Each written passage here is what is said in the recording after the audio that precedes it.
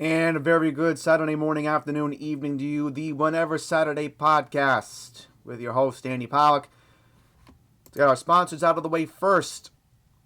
Now, we talk about how expensive it is to be a WWE fan nowadays, between finding a way to watch NXT on Tuesdays, finding a way to watch Friday Night SmackDown on Fridays can be a massive headache. And then, of course, the ridiculous ESPN price just to stream the premium live events. And then, of course, sometimes you got to figure out Peacock when main event is on. But what have I told you? You can use Netflix for everything with just one simple way, and that is our sponsor, Proton VPN. For only $9.99 a month, you get high VPN speeds, 15,000 servers in 120 countries, stream NXT Tuesday nights, SmackDown Friday nights, and every single WWE Premium Live event on Netflix, including the Elimination Chamber coming up on February 28th in Chicago. Block ads, trackers, and malware, 24/7 customer support, and you can secure 10 devices at a time. And as of now, there's the 70% off discount for the Plus plan, 2 years for only $71.76. which will keep your devices secured until 2028. What are you waiting for? Please visit protonvpn.com.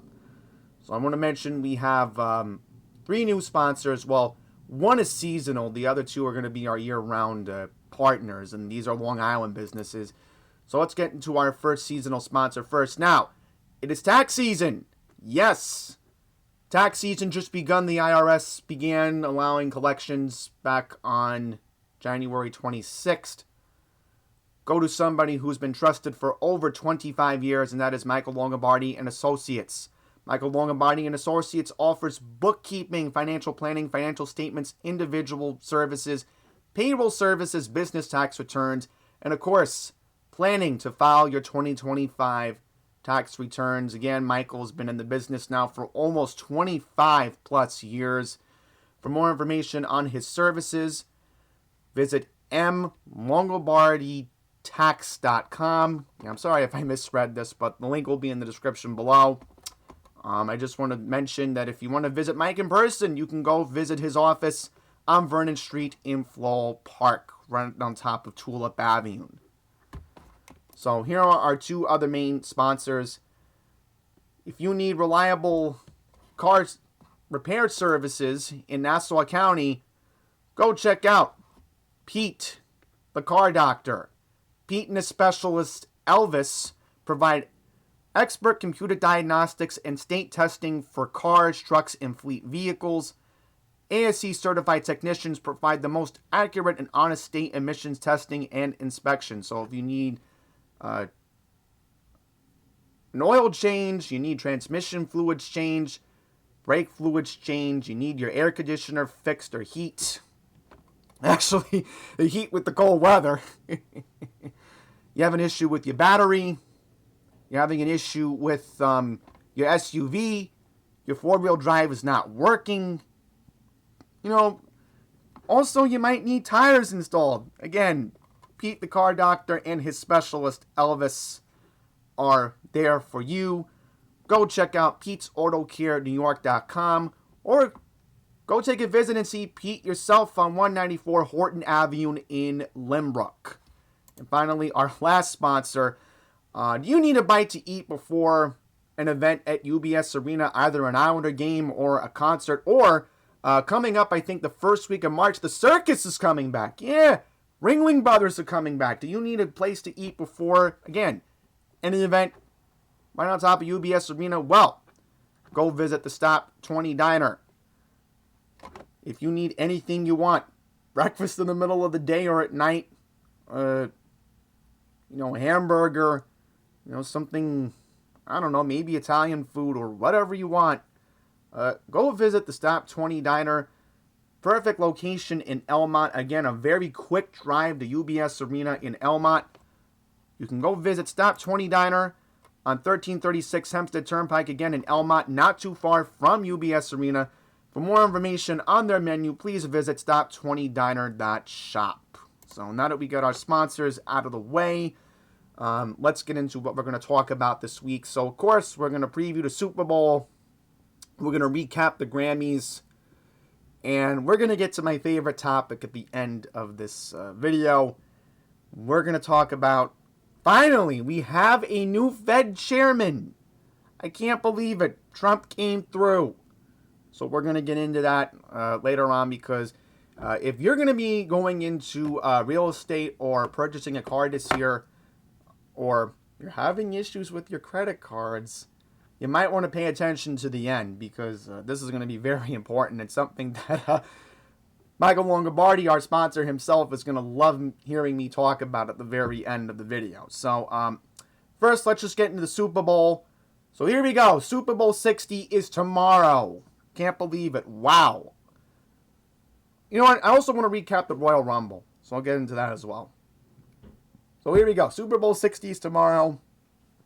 We have so it'll be the Seattle Seahawks taking on the New England Patriots. So it's a rematch from a couple years ago now. Different team setup, obviously. So on the New England side, you got Drake May, who just came into the league a little while ago. Only still a kid. I mean, he looks like a kid.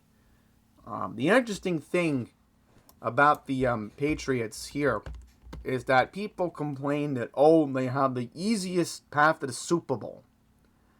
All right, I mean, they beat a mediocre LA Charger team, right? Then they beat up on the Houston Texans, and then that game against the Broncos, it could have went either way. You know, it is what it is. Now, the interesting thing about Mr. May himself, want to know how old he is? He's only 23. Again, just got into the league, what, a year or two ago? I mean, come on. The Patriots somehow, in some way, think about that. And here's the thing about Drake May himself. The fact that he used to be a Carolina Panther fan himself, and now he's playing with the frickin' Patriots. Oh my God. I mean, what are they doing here? So they're making Mickey Mouse claims. It's so easy how the Patriots got to the Super Bowl, this and that. So I only look at the offensive side. I'm not impressed with them offensively. I mean, what? Stephon Diggs? That's all they really have? I mean, come on. So their path was, again, supposedly easy. Now for the Seahawks, this is where things get interesting for the Seahawks. So their path basically took them through two teams in their division. The divisional round in the NFC, they stumped around and they just beat up on the 49ers of San Francisco. And then 2 weeks ago, they had a grueling game against the Los Angeles Rams. And by the way, big congratulations to Matthew Stafford on winning the MVP back on Thursday. But the interesting thing about that is, the fact of the matter is, you got these two teams that might have had maybe the fairly easiest path to the Super Bowl in most recent history. Seattle just impresses me a lot more on their offense. You know, they got a lot of good weapons. They got Scandling. They got Cooper. I think it's... Hang on. I want to make sure I got this right. I want to make sure... Yeah, I'm just looking it up here.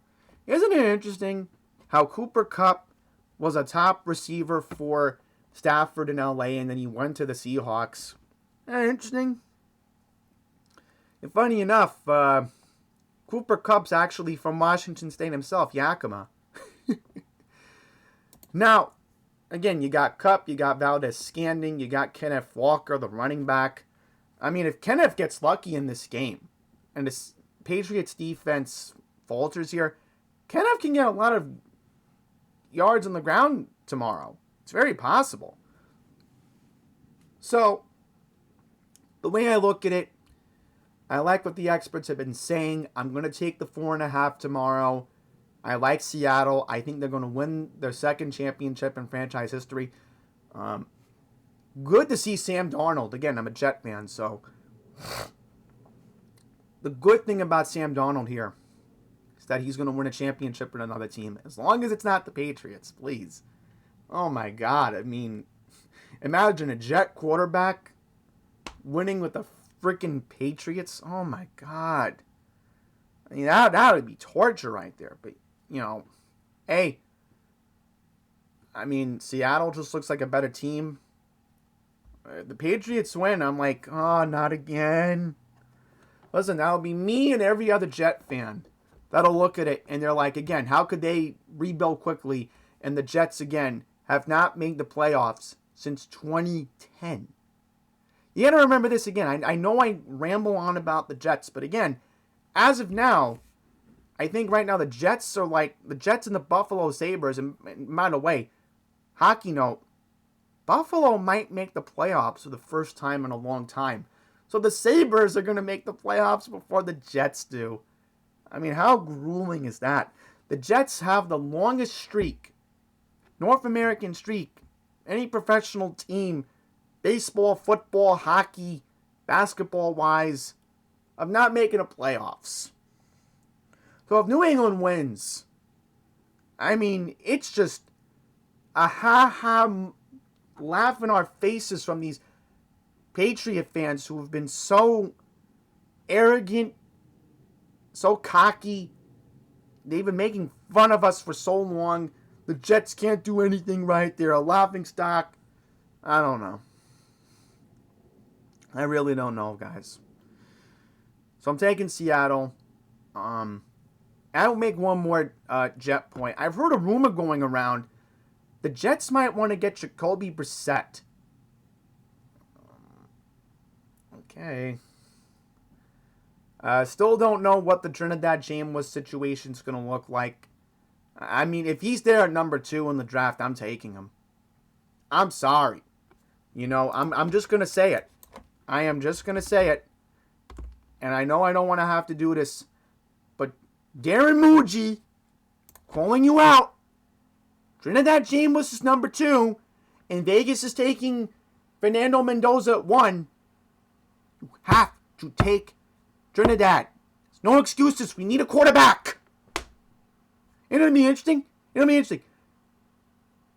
2 years in a row, New York football teams, the Giants would take Jackson Dart, and the Jets might take Trinidad James, 2 Ole Miss QBs. Wow. Could happen. You never know. Could happen. Now, I think one more note, and I might bring it up in next week's episode. Let's keep an eye on that other appeal he has on Thursday, on the 12th. So I'm hoping things will go well for him in terms of not winning the appeal, because again, the Jets need a quarterback. I don't want to have to see another veteran and give us another long season. The only good thing is, at least pitchers and catchers report.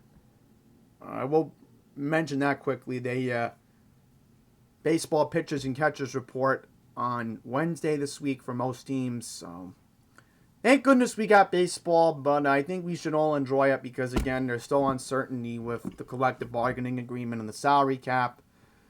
I still think, again, we're heading to a lockout, but, in the future, we'll have future podcast episodes about that. Okay, so now that that's out of the way, let's recap the Royal Rumble. No surprise what happened. Liv Morgan deserved to win. She was fouled up a long time in the women's category. I think at the end of the day, they're setting up disaster for the Judgment Day. I think Raquel Rodriguez and Liv Morgan are going to head to a feud later this year. I think Liv will win the championship. And I think what will happen is they'll portray Liv as like a heel character for the Judgment Day, right?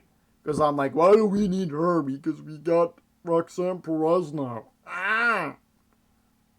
And then you'll see things go chaotic in the Judgment Day later this year. They're slowly doing it. I think the main thing that they're giving away is the fact that we know for a fact that I think they're going to push Liv to be the champion. I think you'll see Liv beat Stephanie McCare at WrestleMania. I know I'm making far out prediction, but I think that's where we're going here. I think that's the direction that they want to go with. I think I'm right about this. If I'm wrong, then that's fine. I could really care less, but because again, maybe we're the dummies, maybe we're their test subjects as WWE wants to feel it. I don't know, but I think that's where we're heading. I think you'll see Raquel as the face character. The crowd will be behind her because Raquel has never had a big break before. She's wanted to be champion for a while. Liv has always had the gold, and it's going to be jealousy. You'll see it. And I'm going to say it. I think it's really going to get heated. I really think Raquel and Liv's real life friendship, because they seem to be like real best friends. Believe me, it's going to end. Because Raquel's getting sick and tired of herself not getting the belt. So the crowd will be fully behind her, and the crowd's going to boo Liv Morgan. Just watch. You'll see it in the next couple of months. Right after Mania, I'm calling it. You'll see. You'll see. So, I think that's where we're heading. Seriously, why would Liv Morgan want to go to SmackDown? It doesn't make any sense. I'm telling you right now, I think the Chamber is going to have Tiffany Stratton come out of it, and then you'll see Tiffany and Jade get a rematch at Mania. I think that's where we're heading, because based on the promos for WrestleMania, I think that's what's going on here. Just like how, again, I think Cody Rhodes is going to face Drew McIntyre. I mean, these premium live events are just going to be a waste of time, pretty much. Because the other night on Raw, the Royal Rumble winner, for the men's side of things, Roman Reigns, he won. I mean, we all saw that coming. So he's going to face CM Punk, which is no surprise. I had a feeling that was going to happen. As far as Gunther, I think it's official. We can call him the Legend Killer. He's retired John Cena, and now he's retired AJ Styles. I mean, I don't know. It's just enough with that. You know? I think Brock Lesnar is next. The way we're going, yeah. And then they're probably going to push the belt on Gunther again. The way it's going. They might do it. I don't know. But, no surprise that McIntyre retained the belt against Sami Zayn. I had a feeling that was going to happen. I predicted it. So, yeah, WWE's in a pretty mediocre state. I don't know what's going to happen next couple of months. Who knows? There's always hype. Randy Orton could be champion again. Who knows? Who knows what they might do? They might make Orton a heel. I heard rumors like they might do it after Mania. Who knows? There's just a lot of craziness going on. By the way, in NXT, a lot has happened. Ava left. So temporarily, Shawn Michaels is taking over NXT. No surprise there. Big congratulations to Joe Henry. You know, I had a feeling he was going to be the champion in that ladder match. That was such a grueling ladder match the other night on NXT. So, congratulations to him. He deserved it. At the end of the day, the best man always wins. So, Joe deserved it. That's the bottom line. So, yeah, that's what's going on in terms of WWE stuff. Just mediocrity. You know, a lot going on. Finally, their SmackDown's back in the continental USA. Finally, right? Think about that. Ooh, boy. And by the way, apparently I'm reading online, and they did bring it up on the broadcast last night on SmackDown. So apparently because of the Olympics, SmackDown's going to air on Sci-Fi? Alright, I guess it kind of makes sense. Thankfully I remember what channel Sci-Fi is on my DirecTV box. I used to watch Sci-Fi on Friday nights for the original SmackDown runs. So, yeah, they're back on Sci-Fi. Sci-Fi, the TV channel. Woo. Yeah, because USA Network, I think for like the next 2 weeks, they're broadcasting the Winter Olympics, which makes sense. So, listen, it's contractually obligated. What the hell are you going to do? Yeah. All right. Now let's recap the Grammys. So, where do I even begin with the Grammys? Look, Polymarket, wherever these betting apps are, they knew at the end of the day, the habrá tirar más fotos, which I saw something interesting on Instagram the other day. Some girl was talking about it, and Bad Bunny actually in Puerto Rico, I think a year ago, was giving a speech. Right? It means I should have taken more photos, and there's a rumor going around that, again, this is the title of the album, the habrá tirar más fotos, right? I should have taken more photos. The people who go on these sports betting apps, again, you got what the hell is it now? Right, I just said Polymarket. Kalashi. See, these two apps correctly predicted that Bad Bunny was going to win the album of the year. All right. Now, look, everybody online that I see in terms of who's fans, and I'm talking about Sabrina Carpenter, she didn't win anything. Look, the people who are in the Recording Academy are looking for joy, they're looking for happiness, they're looking for a positive message. Because you see, when Sabrina won last year for Short and Sweet, in fact, let's just bring out the CDs here for a second. Yeah, we're going to go extreme, okay?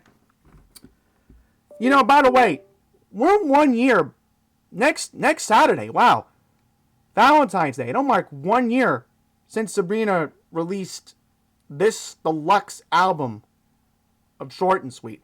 And funny enough, how I got this in Delaware last year. I think it was like a month or two in Seaford, right? So they said, this is bright, this is bubbly, this is happy music, because this is what Sabrina was doing. Right? There were some sad songs. That's what made Short and Sweet so perfect in its own way, right? 12 tracks, Sabrina did the right thing. Espresso was so bubbly. Tears. When she was kissing Jenna Ortega. Now, come on. Can we please stop with those memes already? My God. It was a scripted video, for crying out loud. Whoever the writer was figured, hey, let's make it a little kinky. Listen, I'm not that, not myself. There's some safe for work elements that I would hope that would happen in the house tour music video, I hope. I think that's where we're heading for the next song. It's obvious. The fans know it, I know it, come on. So now, let's get into her current album. The Safe for Work cover. I call this the gentleman's cover. Okay? The CD's back up here. So Man's Best Friend is so negative. It bashes men. The only positive song that's on there is House Tour and Tears. Only 2 positive songs. Everything else is so bashing about men. See, that's not me saying it. It's the Recording Academy saying it. Because, I know how the Recording Academy really feels about what they want to pick and choose. She went so dark and negative. I mean, look. Sometimes, these things are going to happen. I don't even remember the same artist winning back-to-back years for a Grammy. Maybe somebody could tell me this, but in the comments, but guys, come on. Bad Bunny's like the top selling artist and he has the freaking Super Bowl halftime performance. Right? And it's interesting. I'm trying to find that other song from Bad Bunny. I think it's called Nueva York. Nueva York. I think that was the one. Yeah, right. That's the one. See, I'm assuming he's going to perform that one tomorrow. Nueva York. It's called, yeah, here we go. English title, New York, right?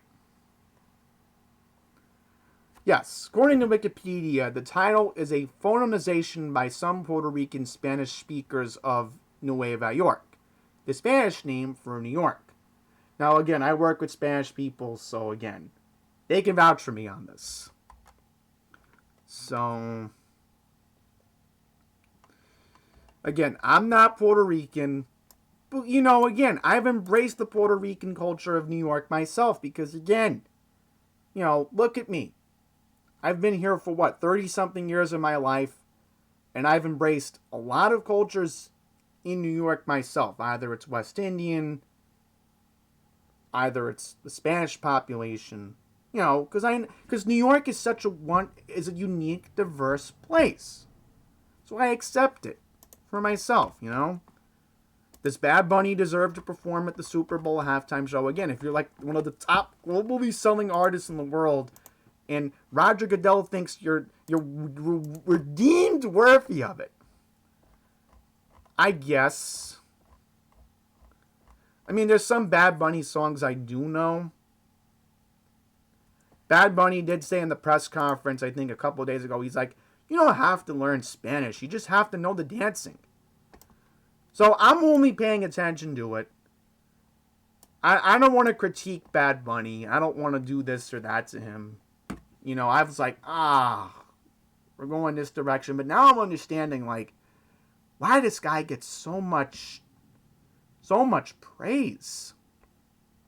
Now, if he wants to dress up like Boy George, okay, good for him. That's his discretion. Does he want to bash ICE? Alright, that's up to his discretion. This is a free country. Alright, I get it. But did he deserve to win, this Album of the Year category? I mean, you could make an argument that Sabrina, okay, she's being negative towards men. Alright, that's fine. She's allowed to. Because the last guy that she dated was a boy. Let's face it. Barry Keoghan is a boy. And by the way, did anybody see that picture? Oh my God, what the hell is Barry Keoghan doing? So now supposedly he's going to be in the new Beatles biopic playing Ringo Starr? I mean, what the hell? No wonder Sabrina brought out the pigeon or the dove or whatever the hell. Yeah, it's not a pigeon. No, it is a dove. It is a dove. Right. First of all, I thought the dove was an animatronic bird. Aren't animals not allowed in the Crypto.com arena? Interesting question. I don't know. So, the performance was great. I gotta give some, because again, her choreographers are the best in the business, okay? They're the best in the business. I noticed the choreography is on sync. You know, I'm pretty sure every single day Sabrina has to be dancing in whatever home she's in California, Pennsylvania, New York, or because I know that's where her 3 residences are for work reasons. Pennsylvania's her home, obviously. But every day she's probably dancing. She's probably, because again, you know, think about it. You know, musician, dancing. She's had professional dancers around her like every other day of the week or something. It's possible. By the way, I'm pretty sure the choreography in Man-Child was based in that 1975 song Sky High. I mean, come on.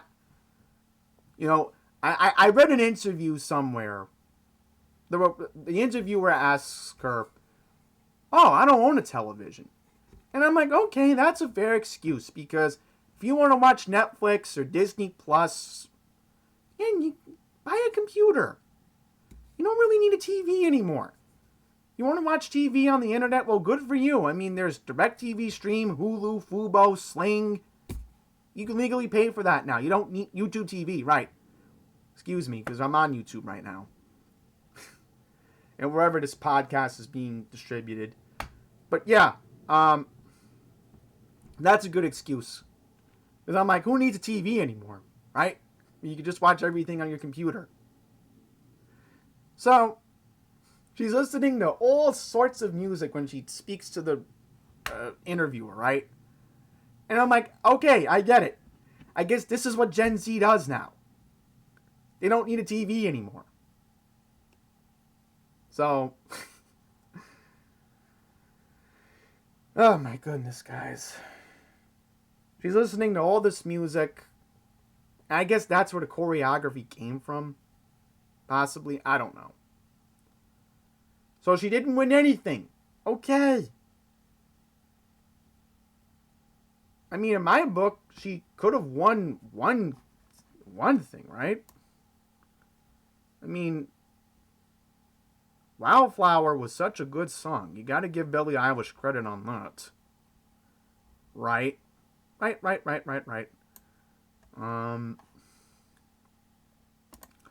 Just trying to find, like, you know, the best pop vocal album. Did Lady Gaga deserve to win?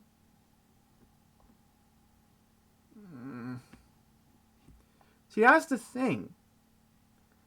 Abracadabra deserved to win the best dance pop recording.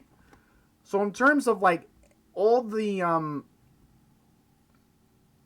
stuff, I think Sabrina could have won the best pop vocal album award. Out of everything, I like Lady Gaga, don't get me wrong here. But, come on, Man-Child was everywhere last summer. Tears was such a trendy track. Come on. Give me a freaking break, for crying out loud. And Sabrina wins the MTV VMA so much. Oh my goodness, look how many more awards the fans can help her out with.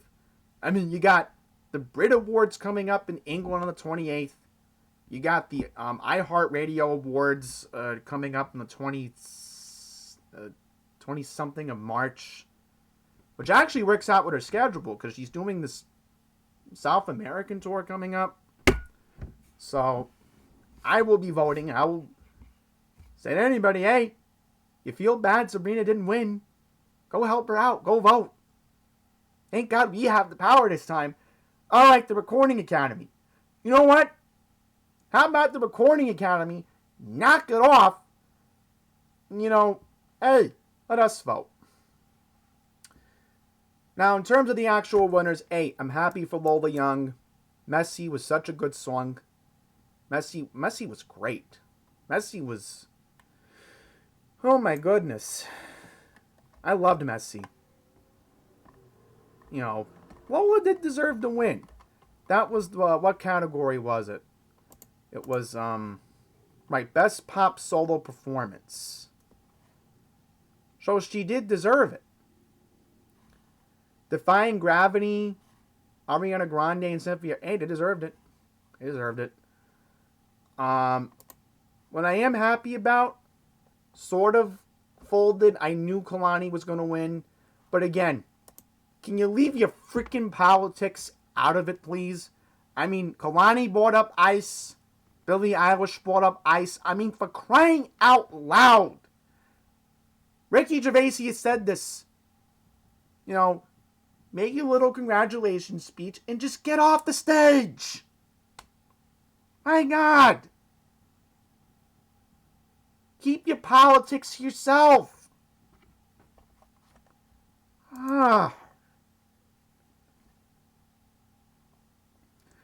But in terms of the R&B category, oh man. Leon Thomas. I mean, he deserved it. He won for Vibes Don't Lie, the best traditional R&B performance, and of course, Smut, best R&B album. Right? Hey, I grew up with Leon. He was on Victorious. I was like, oh, that was the guy who played Andre? I was like, I knew he was going to make something. Took him that long to break out. Hey, Ariana Grande's been trending for so long. And you know what? It's never too late for Victoria Justice to finally break through. Never too late, because Leon Thomas proved it. Never too late. So, before I get to the economic stuff, Bruno Mars looked great. He performed twice. He did I Just Might, and then he did APT. So again, Sabrina was good with her airline thing. Again, I thought the dove was animatronic. As far as the best new artist melody, the Marias looked good. Addison Rae was bad. Very bad. I like the Diet Pepsi song, but Fame is a Gun? Really? Leon Thomas looked good for his set. I did notice in Alex Warren doing Ordinary, he looked like he had some off-sync. That wasn't good. Because normally Lola Young has off-sync, but Lola actually looked good in front of that piano. Now, Olivia Dean looked stunning. She won Best New Artist. Man I Need was great. Somber. Now, he's a New York artist. 12 to 12, I never heard of this song. I thought he was going to do Back to Being Friends, but I guess he didn't. So whatever. Justin Bieber did a sensual performance of Yukon. Alright, that was okay. I mean, he is going to be doing Coachella with Sabrina Carpenter this year. Lady Gaga did a good job with Abracadabra. Tyler, the Creator, I knew he was going to do Sugar on My Tongue because that was a TikTok song last year. And then Thought I Was Dead. So, the final performances, Clips and Pharrell Williams, they looked okay. So glad to see Pusha T come back, finally. Pharrell looked good. He got a Lifetime Achievement Award. Now, Reba McEntire did a great job with her In Memoriam. Now, why didn't they acknowledge Carl Carlton's passing? I didn't see him on the tribute, but whatever. Now, Post Malone did a great job of Warpix, Ozzy Osbourne. That was fantastic. So, they did bring out Leon Thomas to do a tribute to D'Angelo, who passed. That was a very good way of doing it. Shaka Khan was on stage, so was John Legend, Wyclef Jean, Leon Bridges, Lauryn Hill. That was a good tribute, so yeah. So there you have it. That's how the Grammys went. Just not as good as last year. You can't replicate last year. So, and again, CBS, this was their last ever Grammys. So beginning next year, it'll move to ABC. So yeah, that's how I felt about the Grammys. Just mediocre. The only good shining grace was Sabrina Carpenter and Bruno Mars. And the performances. But other than that, the awards were...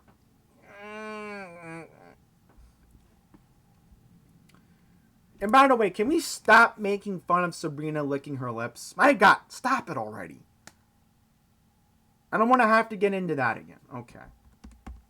I'm sick and tired of that meme. Just enough. Okay. Okay. And last but not least, let's get into the new Federal Reserve Chairman. So, earlier this week, it was announced that Kevin Warsh, who is currently a member of, who's basically a governor of the Federal Reserve right now, who was actually appointed by former President George W. Bush, right? He's going to be the new Fed chair beginning in, I think it's May of this year, if I am correct. So Trump had to pick somebody that would lower interest rates very quickly. Let's get to the background of Kevin Warsh, who will be succeeding the current Fed chairman, Jerome Powell. Mr. Warsh worked for Morgan Stanley. He rose through the positions. He was special assistant to the president for economic policy and executive security of the National Economic Council. So, yeah, he's had experience. So, yes, he was only 35 when he was appointed to the, Federal Reserve Board. So he's been around for a while. Yes. So officially, a couple weeks ago, President Trump announced that Kevin Warsh would be the nominee for the Federal Reserve. Now, this is very interesting because as we get into how everybody complains about interest rates and how they, they're still a little bit high. They're still, whatever it is. I mean, as of now, the current interest rate, and I'm trying to look up the number, we're looking at the current range of 3.5 to 3.75%. There's an assumption that when Kevin Warsh becomes the new Fed chair during May, there's an assumption that interest rates will drastically go down. If I were to make a guess, we could finally see the interest rate below 3%. I know President Trump's been pressuring the Fed to do it for a while. Jerome Powell's been hesitant. At the last meeting of the Fed, they said, we've done like three straight times we've done it. And the bottom line is, hey, it is what it is. So, the way things are going right now, and one thing that could happen here, and I know I've heard from Steve Moore, and this is what he's been pressuring Kevin to do, and I agree with him on this. You have to cut the staff of the Federal Reserve in Washington, D.C. Because right now there's 300,000 people on the payroll from his own independent investigation at unleashprosperity.com, which I really should be signing up for the emails every day, but I don't get that, so I should really sign up every single day to get it into my inbox. But there's some interesting economic stuff that, he writes about. And it'll be very interesting. I really hope Steve Moore is right. That this new Fed share, right?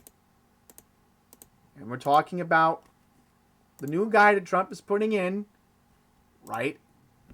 It's obvious that Kevin Warsh needs to do that. 3,000 people should be on the Federal Reserve payroll. Now, can Kevin Walsh tell Jerome Powell, get lost, we don't need you on the Fed Reserve governors? There's a possibility he could do that. So in terms of,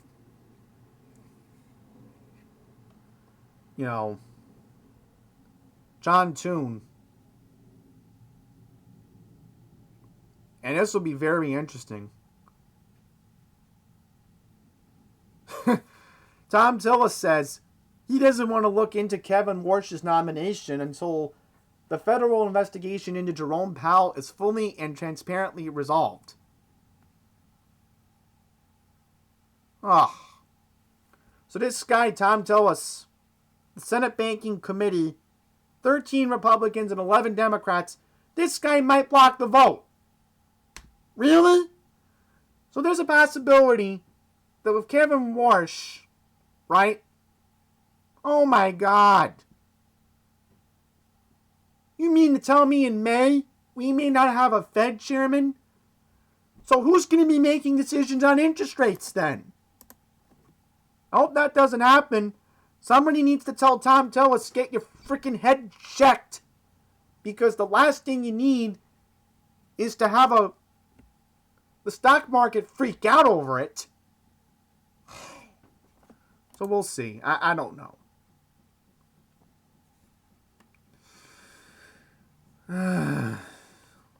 This is just a mess, guys.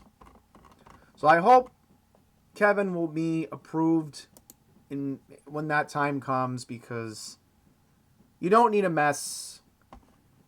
And I'm pretty sure Steve Moore will be very angry about it at Unleash Prosperity. So I will mention before we wrap this up, if you do want the newsletter from Steve himself, go to the committee to unleashprosperity.com. And if you want the hotline every single day, the emails from Steve himself. Again, Steve Moore, one of the top economists in the United States, who I know he's a Trumper. I get all that. But again, it's a lot of interesting stuff you'll learn from Steve Moore. So again, committee to unleashprosperity.com. You can click on Get the Hotline every day, put your name, your email address, and you will get the email sent to your inbox every single day. I really recommend checking it out because, again, Steve is so smart. And trust me, if anybody knows capitalism very well, it's Steve.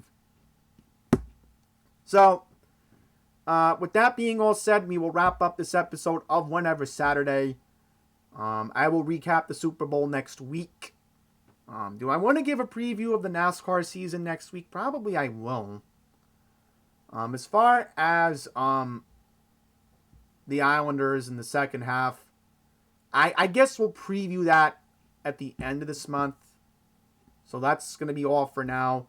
I will have a special Andy Plays tomorrow. I know I'm using last year's Madden for an example, but couldn't get this year's Madden. So I will have my Super Bowl gameplay for you all tomorrow. So make sure, if you're new here, subscribe, bell notification, 9 a.m. tomorrow Eastern, just like today's Whenever Saturday here posted. So we will have another episode for you all next week. So if you are in the Northeast, And we'll mention one last thing. Please stay warm this weekend. I did bring up on my Instagram yesterday, we are experiencing the coldest weather in the longest time. I think it's supposed to be like 10, 20 degree wind chills tomorrow morning.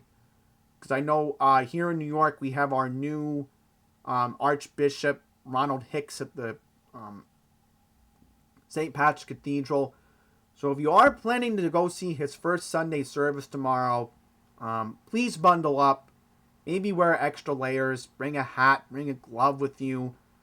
Because you don't want exposed skin in the cold. You can literally get hypothermia in like 5 to 10 minutes knowing 10, 20 degree wind chills are going to be ridiculous. So just stay warm. Enjoy the Super Bowl. Enjoy the Olympics. Because I know the Olympics just started in Milan, Italy yesterday. So enjoy that. So we'll talk to you again next Saturday. Till the next one, please take care and God bless America.